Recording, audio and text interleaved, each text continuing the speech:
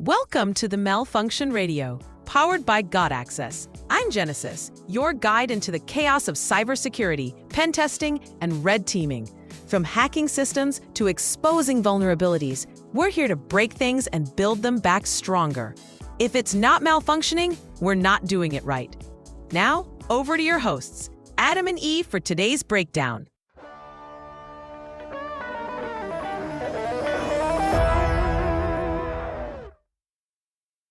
Welcome back to the deep dive. Today we're going to unpack something that seems, well, incredibly simple. Your email address. Right. Just a string of characters. Exactly. Your name, an @ symbol, a domain. But what if I told you that that seemingly innocent piece of digital info can unlock a surprising amount about you? A lot more than most people think. Far, far more. And our mission today is really to show you exactly how that happens. We're going to dive deep. That's right. We're stepping into the fascinating world of OSINT, open source intelligence, and focusing specifically on email footprinting and reconnaissance. Okay. We'll be dissecting how readily available information, stuff often unknowingly shared all over the internet, can be pieced together. And it paints a surprisingly detailed picture of someone. And the tool we're using as our guide for this deep dive is called Zehef. Zehef, yes. It's a powerful open source tool, and we'll demonstrate how it can unlock, well, a treasure trove of hidden information. Hidden in plain sight, maybe. Often, yes. But crucially, as we reveal what's possible, we also really need to reflect on the significant ethical considerations involved, because these capabilities are potent. Absolutely. Ethics is key here. And Zehef, it sounds like it's right up our alley for the deep dive. An open source OSINT tool specifically for gathering intelligence linked to an email. Exactly. And this isn't just for, the stereotypical hacker in a hoodie, right? Not at all. It's a legitimate tool used by cybersecurity pros, ethical hackers, even private investigators. It's about doing that initial reconnaissance efficiently. Think of it as a powerful shortcut then to being well informed about your or maybe an organization's digital exposure. Precisely.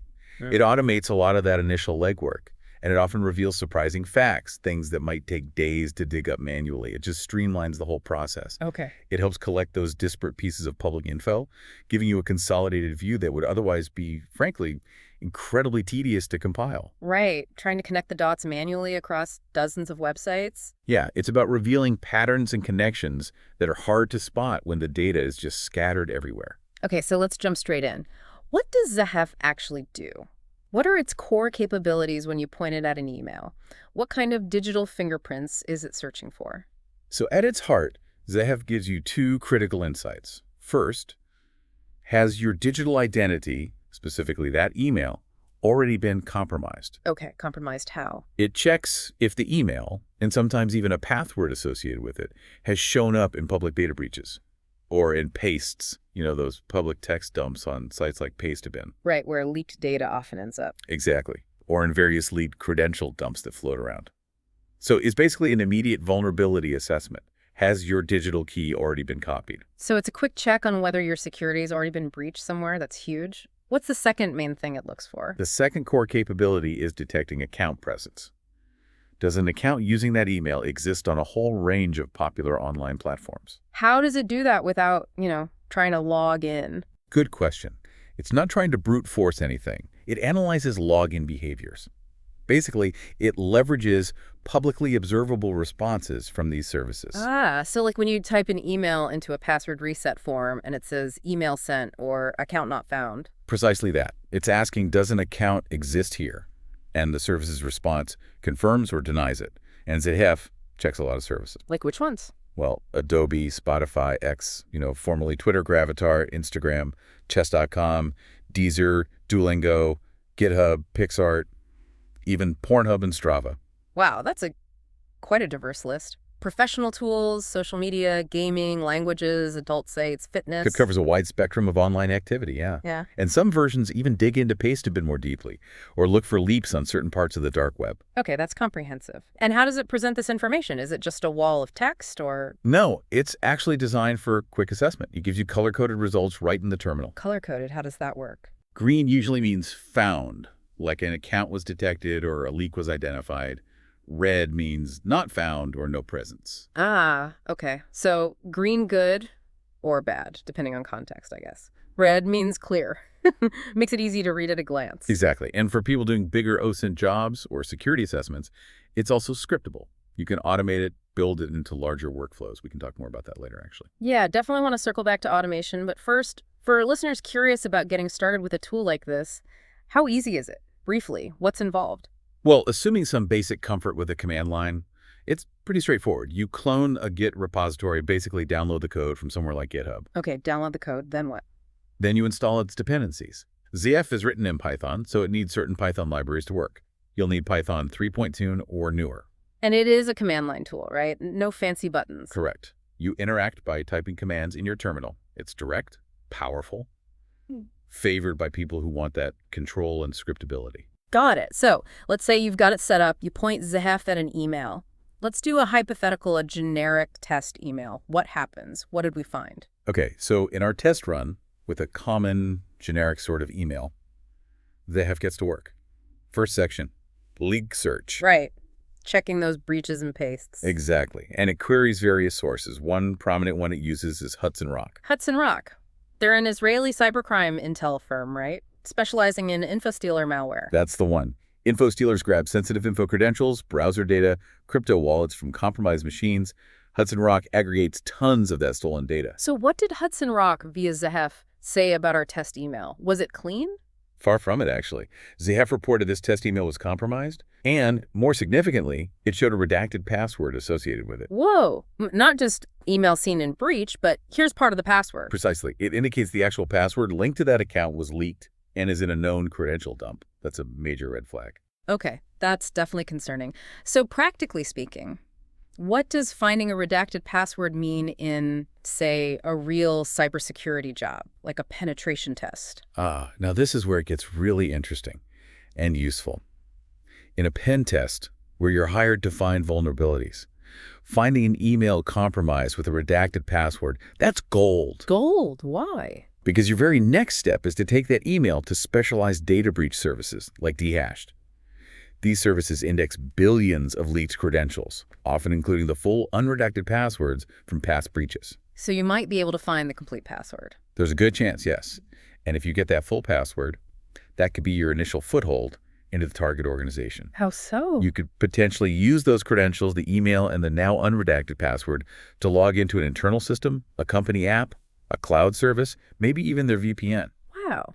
So that one leak bypasses a lot of security. It can, absolutely. It demonstrates a severe vulnerability that needs fixing immediately. It's a classic attack vector, and finding it early in a test is crucial. That really drives home how impactful just one exposed credential can be.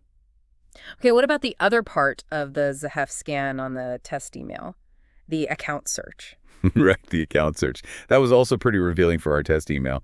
It painted a broad picture of a potential user's online life. What kind of platforms showed up? A surprisingly wide range. We Yeah. saw Adobe, Okay, creative or professional use maybe? Chess.com, Hobbyists, Deezer, and Spotify. music streaming, Mm. makes sense. Duolingo, Language learning, GitHub, coding or development, PixArt, photo editing, creative stuff. and then Pornhub and Strava. Okay, very personal interest there, adult content and fitness tracking. Right. And finally, X, so social media presence too. That's quite a mix. So connecting this back to the leaked password, if you had that password and you now know this email is linked to all these places, what's the risk? The risk is huge, and it highlights the danger of password reuse. If that leaked password was still active, or if the person used it on any of these other platforms. You could just try logging into all of them? Exactly. That's a credential stuffing attack. Attackers automate this. They take lists of leaked credentials and just blast them at hundreds of popular websites, hoping for matches. Because people reuse passwords all the time. Way too often, yes. So one leak compromises potentially dozens of accounts, streaming, fitness data, coding projects, everything. Zehef quickly shows you that potential attack surface. It really maps out the potential blast radius of a single compromise. Okay, fascinating. And a bit scary. You mentioned one more feature, generating potential emails. It's a smaller feature, but can be useful. Zehef can generate potential email variations based on, say, a name.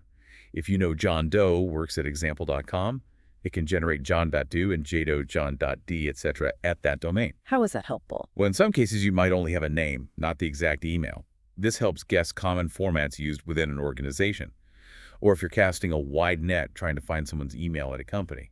It covers the common conventions. Got it.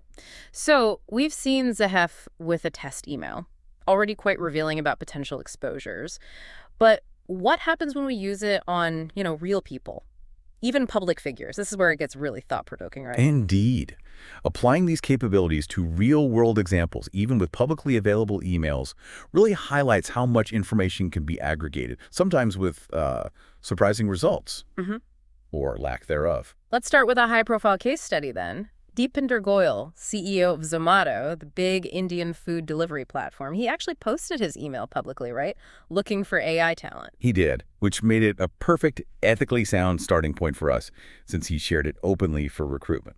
So we pointed Zehef at his publicly listed email. And what did it find? For someone that prominent, you'd expect something. You might think so, but the results were, well, surprisingly sparse. The leak search came up completely empty. No hits and known breaches or pastes for that email. Okay, that's good for him. What about accounts? The account search only detected one thing, an Adobe account associated with that email. That was it. Just Adobe. For a major tech CEO, that seems minimal. Does that mean Zehef isn't effective for someone like him, or is something else going on? That's a really important observation. It doesn't necessarily mean Zehef failed. It tells us something else. Like what? It suggests that for that specific email, his direct digital exposure via common leaks or linked personal accounts is very low. Maybe he uses different non-public emails for most services. Maybe he has excellent security hygiene, unique passwords everywhere. So the lack of results is a result, in a way. Exactly. It's valuable intelligence. It tells an OSINT analyst or a potential attacker that the easy automated routes checking common leaks, common platforms linked to that email probably won't yield much. It provides a baseline. So you know not to waste time chasing those specific avenues. Precisely. It efficiently checks for that low-hanging fruit. Finding nothing quickly rules out certain vectors and tells you that if you want to find more, you'll need to use different, probably more manual and time-consuming OSINT techniques. It helps focus your efforts. Okay, that makes sense. Even a negative scan provides direction. Let's shift gears then. From a high-profile CEO to maybe a more relatable scenario, an Instagram influencer. How did that deep dive start? That one started simply because an email address was publicly listed right there on their Instagram profile, likely for business inquiries, collaborations, that sort of thing. Common practice for influencers. So what did the initial Zehef scan show for that email? Similar to the CEO, actually, no leaks were found in the lead search. Good sign for their basic security. But the account search lit up with 3 green flags. 3 hits. Which platforms? Zehef indicated confirmed accounts on Adobe, Spotify, and X. Pretty standard platforms for someone in a public-facing creative role. And verifying those hits, was that straightforward? Yeah, initial verification was simple, standard OSINT practice. For X and Spotify, just went to their login pages, entered the email. The way the sites responded, prompting for a password or saying account found, confirmed, and account existed. Didn't need to try logging in. Adobe was similar, confirmed via its forgotten password flow. Basic checks. Now, this particular case study, based on the source material, it goes way beyond just these automated Zehef findings, right? It gets into much deeper multi-source OSINT. It does. It snowballs quite quickly. Before we get into those details, though, we absolutely have to pause and talk about the ethics here. This information is public, yes, but the intent behind digging this deep is critical. You are absolutely right to bring this up. It's non-negotiable in any OSINT discussion. The source material we're drawing from is very clear. The research was done purely for educational purposes. To illustrate capabilities, raise awareness. Exactly. Not to compromise privacy, not to dox anyone, which, is maliciously revealing private info without consent. We need to be crystal clear. While the information is publicly accessible, technically legal OSINT, the goal here is education, never harm or invasion of privacy. We're showing what can be found, not endorsing how it should be used, right? Precisely. It's about understanding the digital landscape, the footprints we all leave, not about exploiting people. And for you, the listener, this really underscores the power of OSINT and the immense responsibility that comes with it. Knowledge like this needs to be handled with integrity. It's about awareness, not abuse. Couldn't agree more. It's about understanding the cumulative effect of our online presence, often stuff we don't even think about. Okay, with that very important context set, shall we continue with the influencer deep dive? Let's do it. So Zehef gave us Adobe, Spotify, X.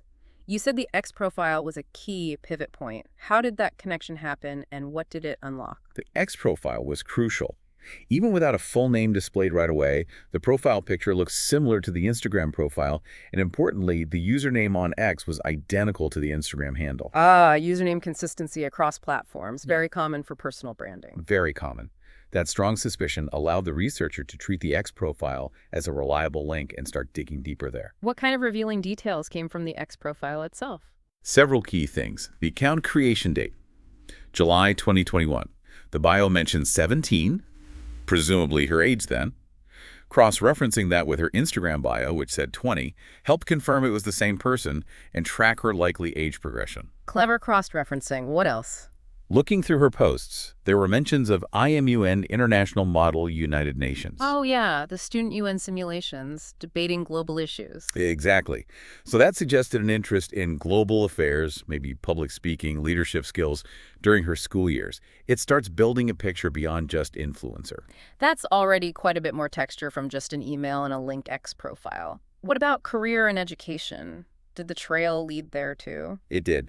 Building on those clues, further public searching, maybe on casting sites, portfolios, public resumes, revealed she's an aspiring model and actress. Makes sense for an influencer profile. Right. And even found she'd auditioned for a web series. Details like that often pop up on public casting platforms or industry news sites. It solidifies those career goals. Okay, so career path is becoming clearer. Now, the source mentioned things get really interesting with education details. What was found there? This is where you see the power of layering OSINT. It was discovered she studies fashion design, and not just anywhere, but at what public mentions described as one of the most reputed colleges in India. How would that info become public? University websites, social media? Could be any of those. Yeah. University publications, student directories if they're not secured properly, social media posts from college events, maybe alumni network listings, but got even more specific. More specific. She was apparently crowned Miss Fresher there. You know, that title often given to a standout first-year student after contests or events. Wow, okay, that's a very specific achievement. Reinforces her public profile within her college community. Exactly. And while the source blurred exact names and locations for privacy, it pinpointed a general area for her studies, Sector 23 of a major modern town in India. That really narrows down her academic life geographically. So, we know her career goals, field of study, specific college achievements, even a general location. Did it go further? More personal details, like where she lived or contact info? This feels like it's crossing into very private territory. It does get more granular, and it really demonstrates what can be publicly available, sometimes inadvertently. The research uncovered she lived in a hostel during her first year of undergrad. Okay.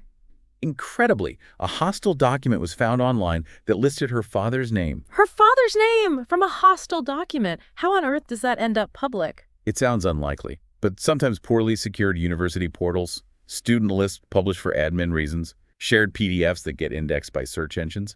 If not properly restricted, this stuff can leak out. It's often unintentional exposure. That is astonishing. A father's name. And then the source mentions the most surprising find, her primary WhatsApp phone number. How? And was it verified? Yeah, finding the primary WhatsApp number was definitely the most surprising bit. The exact method isn't detailed, likely to avoid misuse, but it happens. How could it happen, though, generally? Sometimes old online business listings, forgotten public profiles, shared group contacts, maybe even old, less scrutinized data breaches that aren't in the main databases, his Zehef checks initially. Once the number was found, verification was key. How was it verified? A carrier lookup service was used. These services can tell you the mobile carrier in this case, Reliance Jio SIM, and the general region associated with that carrier's network. It pointed to Delhi. Delhi. So that corroborated a likely current location. Exactly. It strongly suggested her current area of residence or activity was Delhi, moving beyond just where she studied previously. Was there any final piece of confirmation for Delhi? Yes, the final piece of the puzzle was actually quite mundane, but effective. Her Google Reviews profile. Google Reviews. She had only one public review posted from just 2 months prior. It was for a place called Risk, described as an exotic bar and dining spot. She was criticizing their dress code. Okay, but the location is key. Precisely. The location of Risk directly confirmed her current presence or frequent activity in Delhi. It's a perfect example of how everyday online actions, like leaving a review, become OSINT data points that corroborate other findings. So let's just recap this because it's staggering. From one public email on Instagram in less than an hour, the research uncovered potential current location, Delhi, previous location, Sector 23 town, where and what she studied, fashion design, reputed college, specific achievements, Miss Fresher, career aspirations, model actress, her father's name, and her primary WhatsApp number. That's the summary, yes. All pieced together from publicly accessible fragments. That's speed and depth. What does it really tell us about the average person's digital footprint? Is everyone potentially this exposed? It highlights the sheer volume of data out there and how tools like Zehef, combined with methodical OSINT, can aggregate it incredibly effectively. For the average person, it implies that seemingly harmless bits of info shared over time can absolutely paint a detailed picture when combined. It's a real wake-up call about cumulative digital exposure. A truly remarkable amount of detail from one email. But you mentioned Zehef's limitation earlier. Doing this for many emails, that's where it falls down, right? One at a time. It does. In its standard form, Zehef is built for single, targeted scans. Powerful for that, but not scalable. So imagine you're a cybersecurity team. You've used a tool like, say, the Harvester to get a list of hundreds, maybe thousands of employee emails for a company you're assessing. Right. A common scenario in a security engagement. You want to check all those emails for leaks, associated accounts, find potential weak spots or low-hanging fruit, running Zehef manually on each one. That's just not feasible, is it? Absolutely not. It would take days, maybe weeks, Yeah. hugely inefficient. You need automation for that scale. So what's the fix? How do you automate running Zehef across a big list? The solution described in the source was elegant. Build a custom Python script. Okay, write some code. What does the script do? Basically, it automates the whole manual process. It takes a list of emails as input, usually from a CSV file like a spreadsheet. Got it. Reads the list. Then, it runs Zehef systematically on each email in that list. And crucially, it captures the results and saves them in a structured way into another CSV file. So input list, process each one, output results list. Exactly. That output file lets you easily filter, sort, find the interesting hits quickly. It turns a marathon manual task into a sprint. Sounds great for efficiency. But you hinted earlier that Zehef's output wasn't initially script-friendly. Something about the colors. You remembered correctly. Zehef's terminal output uses colors green for found, red for not found. Great for human eyes. But bad for scripts trying to read plain text. Right. Those colors are ANSI escape codes. They look like gibberish to a script just trying to parse text. It makes it hard to reliably tell if an account was found or not just by reading the output programmatically. So how did they get around that? Did they have to remove the colors completely? No, and that was the clever part. They found a way to make it script-friendly without breaking the human-readable colors. They made a tiny modification inside Zehef's own module files. Okay. For example, in the file that checks Adobe, adobe.py, where it originally just printed the result in green. Yeah. They just added a simple unique keyword to the end of the print statement for found accounts. They added -found. So the script just needs to look for the word found in the output text. Exactly. The colors are still there for humans, but the script now has a reliable, unambiguous text marker found to confirm a positive hit. A really smart, practical tweak to adapt an open source tool. That is clever. Minimal change, maximum impact for automation. Okay, let's break down that custom Python script a bit for listeners maybe not deep into coding. What are the key imports it uses? Like bringing in tools for the job. Good analogy. Yeah, the imports bring in specialized Python libraries.jre. That's for regular expressions. Its job here is to clean up Zehef's output, specifically stripping out those ANSI color codes we just talked about. Okay, the cleaner. CSV.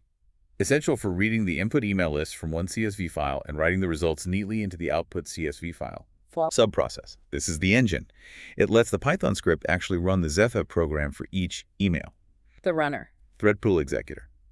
This is the key to speed. Think of it as hiring a team.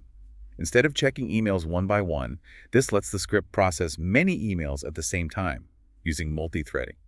Massive speed up. The multicasker. TKDM. This is just a nice touch for the user. It displays a progress bar in the terminal so you can see how far along the script is, especially when processing hundreds or thousands of emails. The progress tracker. Right. Got it. So those are the tools. What about setting up the script? Configuration. Right. Before you run it, you need to tell it a few things, usually set as variables at the top of the script.